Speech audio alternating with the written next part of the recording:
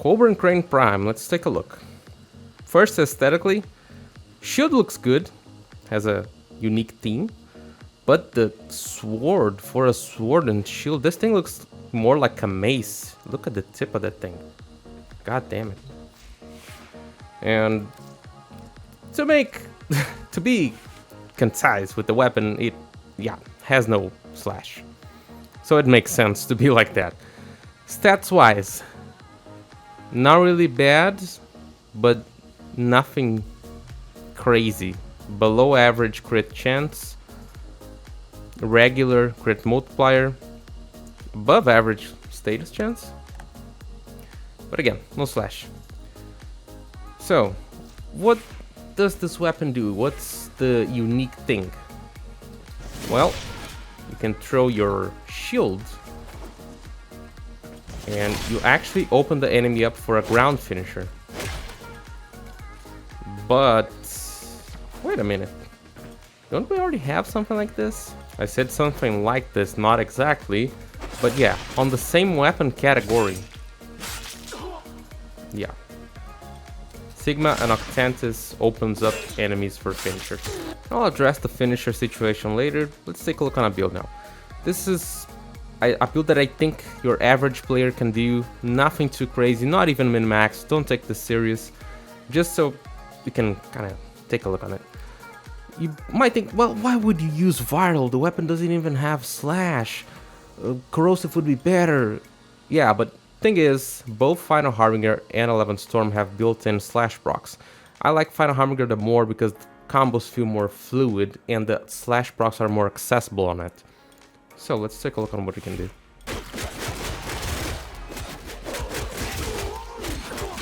Of course, the slash procs are not gonna be incredibly OP, but yeah, damage is, it's not that bad. The more you strike, oh my god.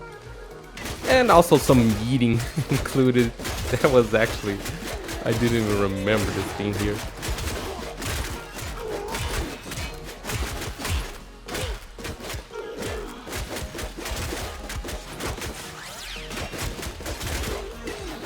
Of course, we are using condition overload, so the first attack of Final Harbinger, neutral attack, neutral stance, already has built-in slash proc. So yeah, with a build as dumb as this, you'll be able to kill probably the start of the steel path, no problem. But if we go corrosive and heat,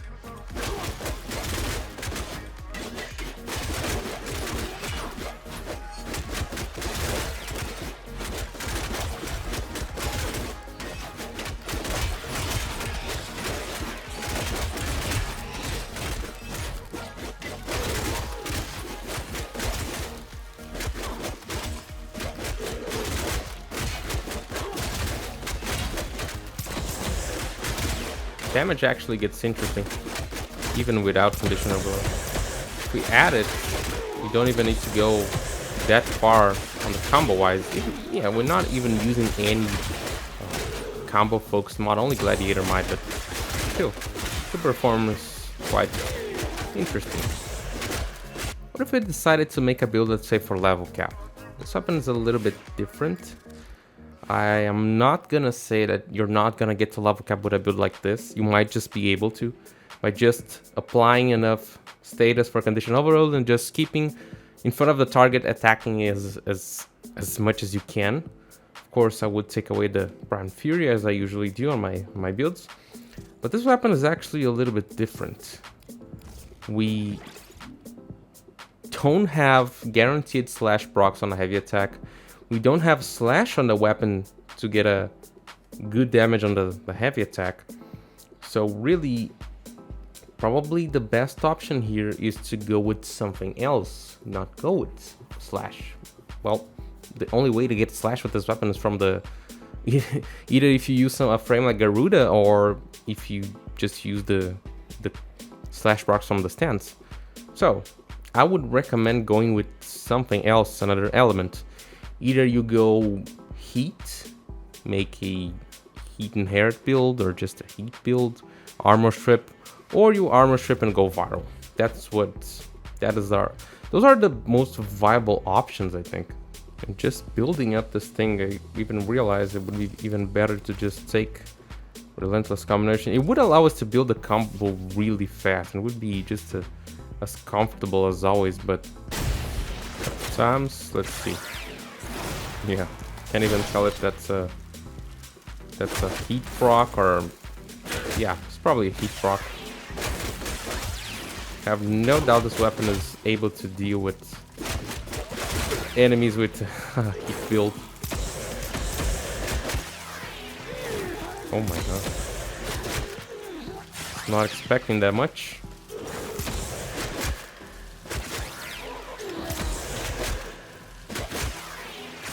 Here we have Arthuss Strike also. That's why the attack speed is decent. And we're getting the heat procs. And the targets. Oh my god. Yeah. Just a little. Wow. So what do I think about this? To be honest, as a weapon is pretty good. It's a weapon that will actually make you think a little bit before just making a build to go with slash. It's a little bit different than what we're used to. But on uniqueness, it's if I'm not wrong, the Cobra and Crane, the normal version could already do this. The whole throwing thing, open up enemies for finisher. I think it could already do that. And yeah. What are the problems with the ground finisher? The ground finisher is actually different from the normal finisher. Ground finishers do not deal true damage. So that's already... You're tied to armor and everything like that. So really removing the armor, you can get some very interesting results. Of course, I think there are multiple and actually a huge variety of builds you can do, setups for using something like Marked for Death, but I think it's a pretty interesting, something pretty interesting actually. It's just you have to time it right. Here, and we also have guaranteed slash procs on the ground finishers, but if really the thing about using it as a, oh my god, I just yeah, it's a little bit problematic. Oh, nothing happened. I'm trying to get an enemy down for the past couple minutes, and one of the problems is you can't really choose the enemy you're hitting. It kind of auto targets, and then if you want a precise target, you're gonna have a bad time. Another thing is, let's say you're trying to use a ground finisher on a target. You have to prime it first and then try to get it down, because yeah, they just kind of cuts the animation of going to the ground and he just stays up. And he actually needs to be, let's say, available. That's already a problem with the Sigma Noctentis. If you're priming, you have an animation going, you cannot trigger the animation of him falling. You'll have to do the first animation and then go to the ground. That's how it goes. But yeah, even then you can try and actually succeed, kind of. A build for, oh my god, Marked for Death.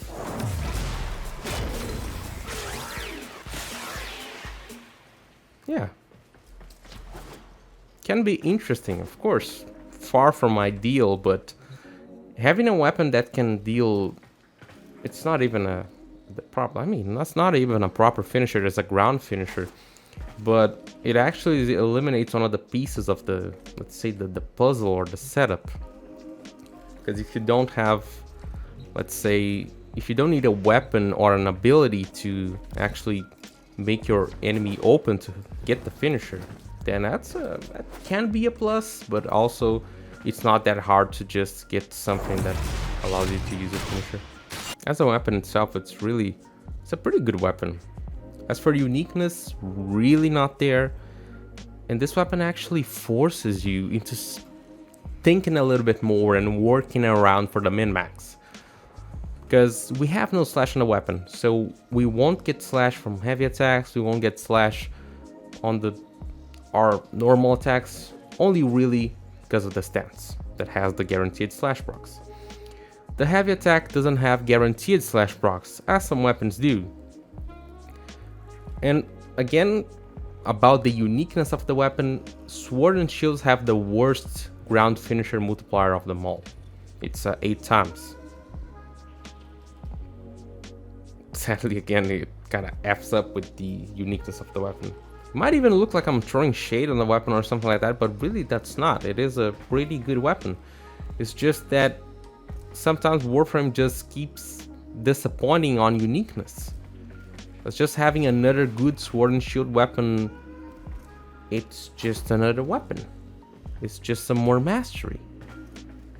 Builds will come up with this? Probably. Probably someone will find some, maybe, I don't know, something related to ground finishers and make this useful. But if not, this will just be a mastery fodder. You just get it, level, leave it on your arsenal and never use it again. Yeah. Let me know what you think about this weapon. Leave it a like, consider subscribing.